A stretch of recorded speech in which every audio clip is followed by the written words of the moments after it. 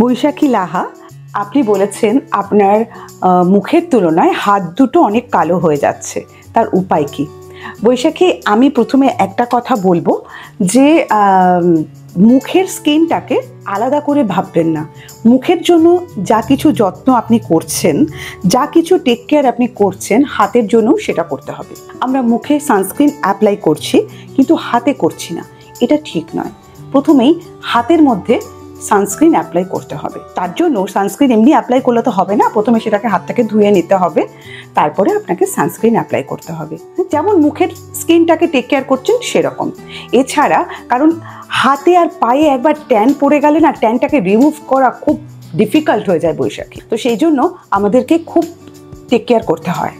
আমার তো ইউটিউবে, ফেসবুকে প্রতিনিয়ত নানা রকম এই ধরনের প্যাকের কথা বলা হয়ে থাকে, এমনকি পোস্টারেও আমি বলে থাকি।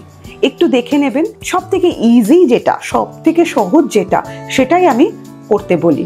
হ্যাঁ, আর যাতে আপনাদের কোনো কেমিক্যাল ফ্রি জিনিস আপনারা পান, সেই কারণে আমি সবসময় হোমমেড বা হোম রেমেডি এগুলো বলে থাকি, আর ওগুলোর উপরে আমি ভরসা করি। সব থেকে বড় যেটা, সেটা হচ্ছে টক দই আর বেসনের প্যাক। টক দই আর বেসনের প্যাকটা যদি আপনি অ্যাপ্লাই করতে পারেন নিয়মিত, সপ্তাহে 3 দিন 4 দিন, তাহলে দেখবেন কালো হয়ে যাওয়ার থেকে একটুখানি হলেও আপনার উপকার হয়েছে।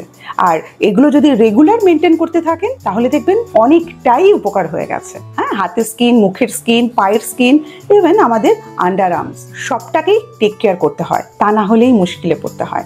তাই লা এসেনশিয়ালসের যা যা ভিডিও আমি দিয়ে থাকি সেগুলো একটু ফলো করবেন, মেনে চলবেন। ভালো থাকবেন।